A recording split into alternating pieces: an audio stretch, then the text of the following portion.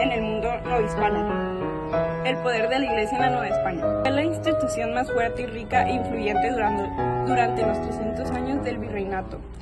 Tuvo control absoluto en casi todos los aspectos de la vida espiritual, político, económico, social y cultural. Su poder espiritual, evangelización, control de la fe y moral, tribunal de la Inquisición y secretismo. Poder político. La Iglesia y el gobierno trabajaban juntos y apoyaban mutuamente. Tenían representantes que aconsejaban al virrey por clérigos, intervenían en leyes, decisiones y conflictos. La corona española necesitaba a la Iglesia para mantener el orden y control a la población. Definía como debido comportarse la sociedad y qué normas debían de seguir todos. Poder económico, el más grande de todos. Fue la institución más rica de toda Nueva España. Diesismo, cobró obligatoriamente del 10% de todo que se producía: cosechas, ganado, minería y comercio.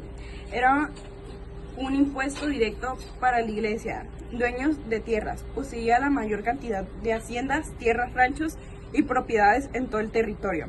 Eran dueños de las zonas más productivas, préstamos y bancos. Prestaban dinero a personas, comerciantes y al mismo gobierno. Cobraban intereses altos, eran los banqueros de la época. Donaciones. Recibían herencias, regalos, bienes de personas ricas que querían ganarse el cielo. Tenía una jerarquía muy ordenada, como una pirámide. Papa autorizaba máxima en Roma. Arzobispo, obispos gobernaban la diócesis, tenían el poder local, clero secular, sacerdote que vivía en las parroquias entre la gente, clero regular, frailes y monjes, franciscanos, dominicanos, jesuitas, agustinos, que vivían bajo reglas estrictas en convento. Por clérigos, intervenía. Conformación de la Iglesia Católica en la Nueva España. ¿Cómo comenzó su conformación? La llegada fue junto con los conquistadores españoles desde 1519. Llegaron los primeros misioneros con un objetivo principal. Era evangelizar, es decir, convertir a los pueblos indígenas y a la religión católica. Las primeras órdenes religiosas fueron las primeras en llegar. Fueron las franciscanas en 1523, luego los dominicos en 1526. Agustinos, jesuitas y otros, cada uno tenía zonas asignadas para enseñar y construir. La fundación oficial fue en 1530. Se creó la diócesis de México y en 1547 se convirtió en arquidiócesis, convirtiéndose en la máxima autoridad religiosa de toda la Nueva España. Extensión. Se expandieron rápidamente construyendo iglesias, conventos, capillas, colegios, hospitales en ciudades, pueblos y zonas rurales. La organización y estructuras. Son los religiosos que viven en comunidades bajo reglas estrictas de sus órdenes. Un ejemplo son los franciscanos, los dominicos, agustinos, jesuitas y carmelitas. Su función se dedicaban principalmente a la evangelización de los indígenas, educación, estudio y oración. Vivían en conventos y monasterios. Los sacerdotes que vivían entre la gente en las parroquias y pueblos. El Papa es la máxima autoridad mundial desde Roma. El arzobispo o los obispos gobernaban cada religión o diócesis, y los párrocos o sacerdotes atendían a las personas en sus comunidades, oficiaban misas, bautizos, bodas y confesiones. La relación de la Iglesia y la corona española. La Iglesia tenía el respaldo militar, económico y legal del rey de España. El rey tenía el derecho de elegir a las autoridades religiosas y controlar asuntos de la Iglesia, a cambio de financiar sus obras y misiones. Objetivo común: mantener el orden, unificar la cultura y asegurar la sumisión de la población bajo una misma fe y gobierno. Procesos clave en su formación.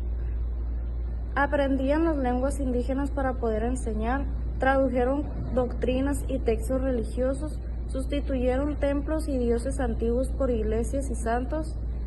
El sincretismo, mezcla de creencias. Los indígenas aceptaron la religión católica, pero mantuvieron elementos de su cultura. El ejemplo es la Virgen de Guadalupe, que tiene rasgos y significados cercanos a sus tradiciones. Creación de instituciones. Escuelas y colegios para enseñar doctrina, leer, escribir y oficios. La Real Universidad de México, 1551, la primera de América. Hospitales, orfanatos, casas de recogidas y asilos. El Tribunal de la Inquisición, 1571, para vigilar que no hubiera herejías, ideas distintas o prácticas que consideraran contrarias a la fe católica. Resultado final de su conformación. La institución más poderosa, rica o influyente de toda la Nueva España, la encargada de definir la cultura, arte, educación moral y forma de vida de toda la sociedad. Un pilar fundamental que sostuvo el sistema virreinal durante 300 años, hasta que en el siglo XIX, tras la independencia, se empezó a separar del poder político. Tú me dices ya. Educación media superior. ¿Quiénes iban? Solo hombres de familias ricas, españoles o criollos, casi ningún indígena o mujer llevaba aquí. Lugares. Colegios dirigidos por órdenes religiosas. Ejemplos. Colegio de San Ildefonso, Colegio de San Pablo. Materias. Latinas, gráficas y retóricas. La Real Universidad de México, 1551. Lo más importante, primera universidad de América, fundada por el rey Carlos V. Carrera tecnológica, derecho canón. Carreras: tecnología, derecho canón, derecho civil, medicina y artes. Controlada por la Iglesia, los profesores grangligéricos y todo lo que se estudiaba debía estar aprobada por ellos. ¿Para quién? Solo para hombres de clase alta, de quien salían los médicos, abogados y sacerdotes más importantes.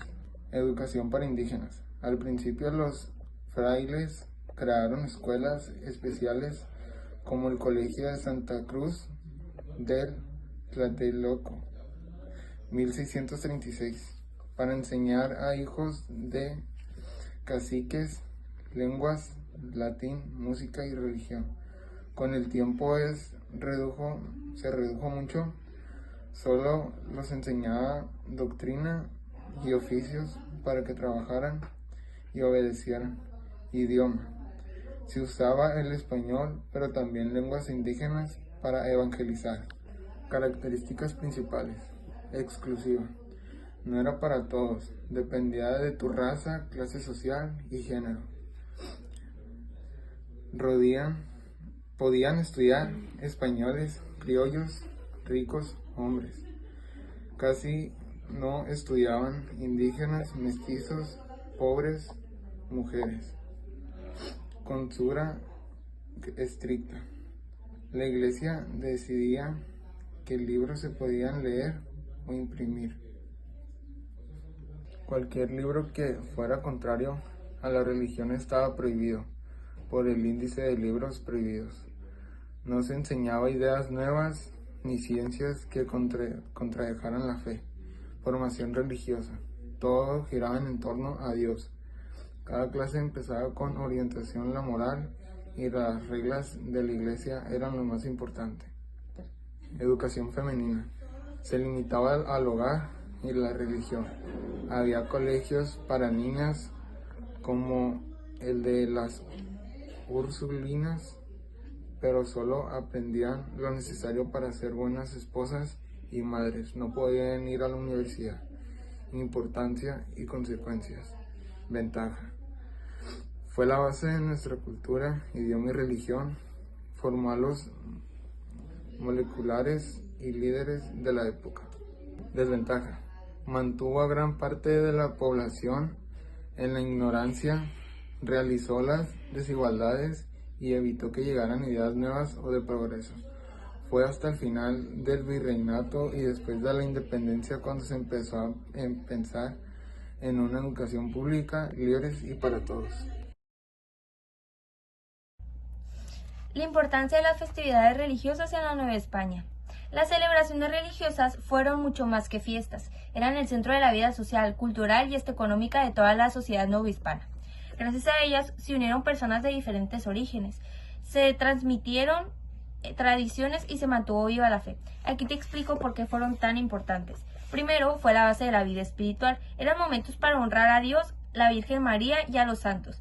Cada fiesta tenía un significado especial, recordaba momentos de la vida y la vida de Jesús o algún santo protector. Servían para fortalecer la fe. La gente asistía a misa, rezaba y participaba en rituales que le recordaban sus creencias y valores. Eran espacios donde las distintas distinciones sociales se olvidaban por un tiempo y todos compartían la misma celebración. Fomentaban la convivencia, el respeto y la unión entre los diferentes grupos que vivían juntos en el mismo territorio. Número 2. Unían a toda la sociedad. Fue uno de los papeles más importantes, juntaba a personas de todos los grupos sociales, aunque hubiera diferencia de raza, clase o origen. Se reunían españoles, criollos, mestizos, indígenas y personas de todas las edades. Eran espacios donde las distinciones sociales se olvidaban por un tiempo y todos compartían por el mismo motivo. Como en todo lo demás, se mezclaron las tradiciones españolas con las costumbres de los pueblos indígenas. Por ejemplo, en las fiestas se usaban trajes tradicionales, se cantaba con melodías propias y se preparaban platillos típicos, que combinaban ingredientes de América y Europa. Así nacieron celebraciones únicas, que eran diferentes a las españolas y reflejaban la identidad de Nueva España, o sea, México. Número 4. Actividades y diversión. Las fiestas tenían muchas cosas para disfrutar. Procesiones, desfiles y las calles con imágenes de santos, músicas y gente vestida de manera especial. La música y baile se interpretaban con canciones, se tocaban instrumentos y se bailaba. Era la forma de celebrar y alegrar el evento. Juegos y actividades. Había competencias, torneos, juegos populares y espectáculos para niñas y niños. Comidas. Se preparaban platillos especiales, se compartían alimentos y se hacían banquetes gigantes para festejar. En el impacto económico. Las festividades también movían la economía, generaban trabajo, se necesitaban artesanos para hacer los adornos, los trajes, las figuras y las esculturas religiosas. Los comerciantes vendían productos, comida, alimento o objetos religiosos para la celebración. Ayudaba a que las comunidades se activaran económicamente, ya que a la gente le gustaba intercambiar bienes. Herencia y tradición. Muchas de estas fiestas siguen existiendo hoy en día en México. Son parte de nuestras costumbres, de nuestras familias y de lo que nos identifica como país.